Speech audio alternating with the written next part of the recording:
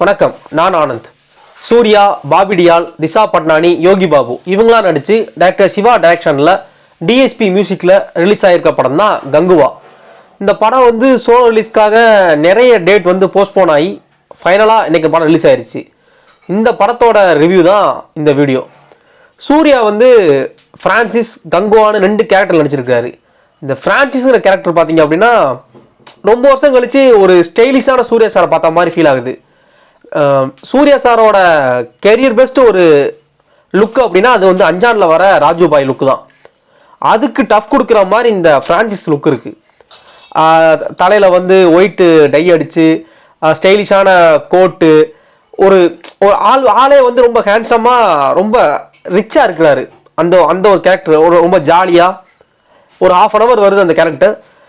வர இது போலாமே ரொம்ப ஜாலியாக எனர்ஜியாக இருக்கிற மாதிரி அந்த ஒரு கேரக்டர் இருக்குது. சிவா சார் என்ன சொன்னாரோ அதே தான். அஞ்சான் படம் தான் சூர்யா சாரோட ஒரு கேரியர் பெஸ்ட் லுக்கு. அந்த லுக்குக்கு கொஞ்சம் நாங்கள் டஃப் கொடுக்குற மாதிரி விஷயம் நாங்கள் பண்ணியிருக்கோம் அப்படின்னாரு. அது வந்து இந்த கேரக்டர் பார்க்குறப்ப தெரியுது. இன்னொன்று கங்குவா, இதுதான் படத்தோட மேஜர் போர்ஷனே.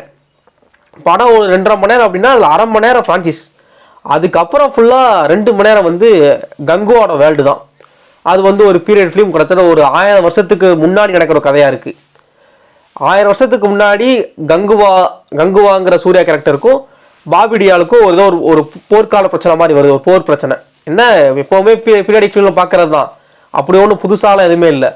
பாகுபலி, மாவீரன், இந்த ராம்சர் நடித்த மாவீரன் இருக்குல்ல அந்த படம், அநேகன், இந்த மாதிரி விஷயங்கள்ல என்னென்ன விஷயங்கள்லாம் நம்ம பார்த்தோமோ அதே தான் உள்ளே வச்சுருக்காங்க. இது எல்லாம் சேர்த்து சிவா ஸ்டைலில் ஒரு படத்தை கொடுத்துருக்கிறாரு.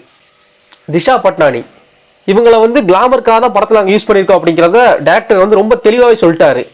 ஏன்னா அந்த ½ hour தான் வராங்க, இவங்களால கதைக்குள்ளே எந்த இம்பேக்டும் இல்லை. இப்போ இவங்க படத்தை இல்லை அப்படின்னா படம் வந்து எங்கிட்டாவது எதாவது இடத்துல படம் அடி வாங்குமா அப்படின்னா அதெல்லாம் கிடையவே கிடையாது. இவங்க வந்து படத்தில் இருந்த ஒன்று தான், இல்லாமல் இருக்கிறது ஒன்று தான். அந்த மாதிரி தான் இவங்களோட கேரக்டரோட ஸ்கோப்புமே. ஒரு ஸ்டார்டிங்கில் ஒரு பாட்டு இவங்களுக்காக, அதுக்கப்புறம் ஏதோ உள்ளே கொண்டோட்டங்கிறதுக்காக 4-5 சீன் வச்சுருக்காங்க. மற்றபடி எதனால வந்து படத்துக்கு வந்து எந்த பயனுமே கிடையாது இவங்களால. எனக்கு தெரிஞ்சு யோகி பாபு ஒரு படத்துக்குள்ளே இருந்து அந்த படத்தில் காமெடி ஒர்க் ஆகாத படம் அப்படின்னா அது கங்குவாக தான் இருக்கும். ஏன்னா ஒரு ½ hour வராரு, அந்த டைமில் கூட அவரால் பெருசாக எந்த இடத்துலையுமே கவுண்ட் அடிக்க முடியல. அந்த அடிக்கிற கவுண்ட் வந்து பெருசாக எனக்குலாம் சிரிப்பே வரல எங்கேயுமே. அதுக்கப்புறம் ஃபுல்லாக படம் சீரியஸாக போயிடுது. ஆனால் அந்த ½ hour கூட யோகி பாபு கரெக்டாக யூஸ் பண்ணலையா இல்லை அவர் எதுவுமே பண்ணலையான்னு தெரில. நார்மலாக அவர் ஒரு படத்துக்குள்ள அடிக்கிறார் அப்படின்னா அந்த படம் கதை எப்படி இருந்து போகுது, ஹீரோயின் எப்படி இருக்காங்களோ விட அவர் அந்த சீனை வந்து ஸ்கோர் பண்ணிட்டு போயிடுவார். கவுண்டர் அடிச்சு விட்டு சைடில் வேற ஒரு கவுண்டர் அடிச்சு விட்டு அதை அப்படியே மூவ் ஆகிட்டு போயிடுவார். அந்த மாதிரி எதுவுமே இங்கே ஒர்க் ஆகலை அப்படிங்கிறது வந்து காமெடியே பெருசாக ஒர்க் ஆகலை அந்த படத்தில். பில்லர் ஆஃப் த மூவி அப்படின்னா அது வந்து டிஎஸ்பியோட மியூசிக் தான். படம் வந்து தியேட்டரில் தெரிக்குது தீம் மியூசிக்லாம். இந்த கங்கா கங்கா கங்குவா அதாகட்டும், தலைவனே அந்த பாட்டு, இப்படின்னு தீம் மியூசிக்கில் வந்து தெரிக்க விட்டுருக்காரு. தியேட்டரே அதிருது. நம்ம வந்து படம் வந்து அமைதியாக போகுது, கதை ஃப்ளோன்னு அமைதியாக உட்காந்துருந்தோம்னா தியேட்டரை போட்டு ஒரு மியூசிக்கை போட்டீங்க அங்கே நானே கத்த விட்றேன் அப்படின்னு கத்த வச்சுக்கிட்டு இருக்காரு தியேட்டரையே. ஆனால் அவரோட மியூசிக் வந்து படத்துக்கு ஒரு பெரிய சப்போர்ட் தான் பண்ணியிருக்கு. பாபி டியால் இந்த காலங்காலமாக வந்து வில்லனுக்கு ஒரு டெம்ப்ளேட் இருக்கும்ல, ஒரு ஈவிரக்கமற்ற வில்லன், ரொம்ப எல்லாரையும் கொண்டுகிட்டு இருப்பான், கெட்டதை மட்டுமே பண்ணுற வில்லன், அந்த மாதிரி ஒரு டெம்ப்ளேட்டுக்குள்ளே அவர் காமிச்சிருக்கிறாங்க. அவருக்கு என்ன ரோலை கொடுத்தாங்களோ அதை கரெக்டாக பண்ணியிருக்கிறாரு. மற்றபடி அவருக்கான பெர்ஃபார்மன்ஸ் வந்து பெருசாக எங்கேயுமே தெரில. ஆரம்பத்தில் காமிக்கிறப்போ ஒரு பில்டப்போட காமிக்கிறாங்க, அவருக்கு ஒரு பில்டப் மாதிரி. இந்த சூர்யா சாருக்கு வந்து இதில் டீசரில் காமிப்பாங்களே, நெஞ்சில் வந்து புளிப்பல்ல போட்டுட்டு வரான்னு சொல்லி, அந்த மாதிரி அவருக்கு ஒரு 2-3 லைனுக்கு வந்து ஒரு பில்டப் கொடுக்குறாங்க. அதுக்கப்புறம் அவர் ஏதோ பண்ணிக்கிட்டு இருக்காரு. அப்படி ஒன்றும் பெருசாலாம் இல்லை. கிளைமேக்ஸில் வந்து சூர்யா சாருக்கும் பாபி டியாலுக்கும் இருக்கிற 1-to-1 ஃபைட்டில் கூட 2 பேரும் அடித்து உருண்டு அப்படிலாம் எதுவுமே இல்லை. ரொம்ப நார்மலாக இருக்குது ஃபைட். வந்து அப்படி இருந்துச்சு இப்படி இருந்துச்சு அந்த மாதிரிலாம் எதுவுமே இல்லை. அவருக்கு கொடுத்ததான் அவர் பண்ணியிருக்காங்க, அவ்வளோதான். இந்த ஃப்ரான்சிஸ் கேரக்டரையும் கங்குவா கேரக்டரையும் கனெக்ட் பண்ண விதம் வந்து ரொம்ப நல்லா இருந்துச்சு. ஆனால் இது வந்து எங்கேயும் பார்க்காததா அப்படின்னா அப்படிலாம் இல்லை. ஆல்ரெடி பார்த்தது தான். அநேகன் இந்த மாதிரி படங்கள் ஆல்ரெடி பார்த்தது தான். மாவீரன் இதெல்லாம் பார்த்தது தான். ஆனால் இந்த மாதிரி விஷயத்த வந்து படத்தில் கொண்டு வந்தது வந்து நல்லா இருந்துச்சு. நிறைய இடங்களில் வந்து சிவா சார் வந்து என்னைய பர்சனலாக பயன்படுத்தினார்.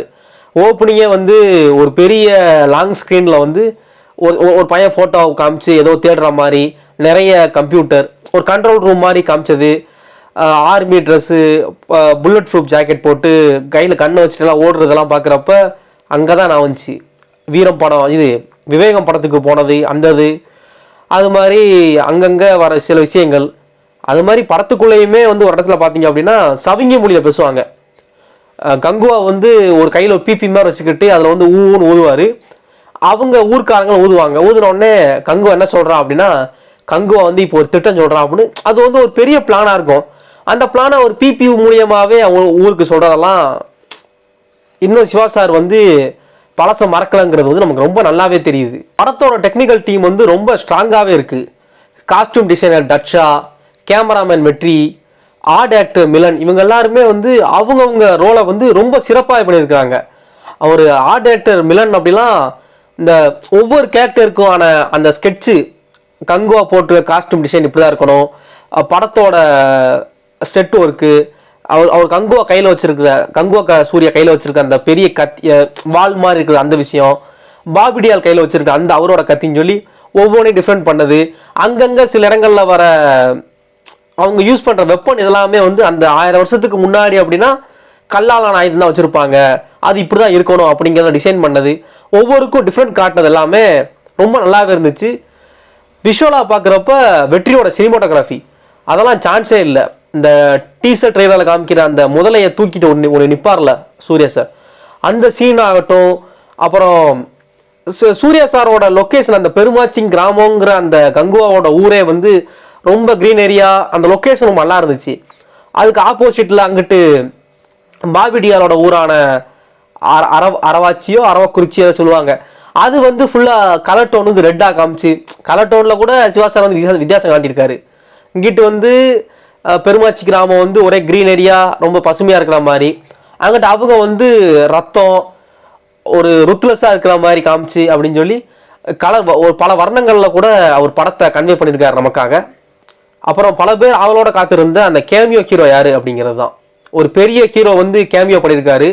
அவர் வந்ததுக்கப்புறம் படம் வந்து பார்ட் 2க்கு கொண்டு போகும் அப்படின்னு சொன்னதெல்லாம் நம்ம எல்லாருமே சோஷியல் மீடியாவில் அந்த அந்த கட்டை டீசரில் வந்த அந்த கட்லாம் வச்சு யார் எக்ஸ்பெக்ட் பண்ணமோ, யார் ஒரு ஆள் தான் எக்ஸ்பெக்ட் பண்ணதே, அவர் தான் படத்துக்குள்ளே இருக்காரு.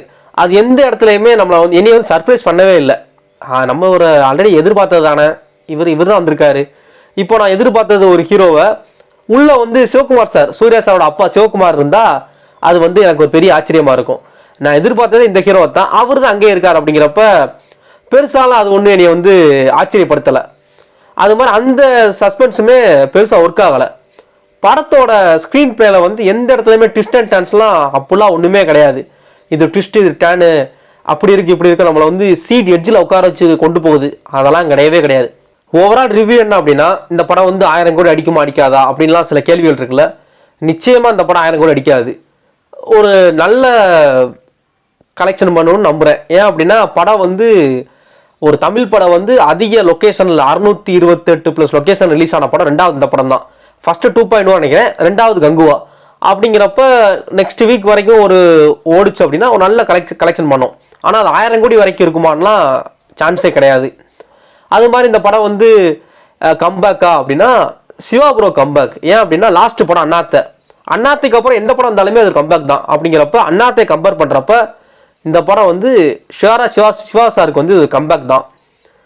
சூர்யா சாருக்கு இந்த படம் எப்படி இருக்குது, படம் ஓவராலாக எப்படி இருக்குது அப்படின்னா ஒரு ஆவரேஜான படம் தான். தாராளமாக இந்த படத்தை நீங்கள் தியேட்டரில் பாருங்கள். பார்த்துட்டு உங்கள் ஒப்பீனியனை நம்ம கமெண்ட் செக்ஷனில் ஷேர் பண்ணுங்கள். தேங்க்ஸ் ஃபார் வாட்சிங்.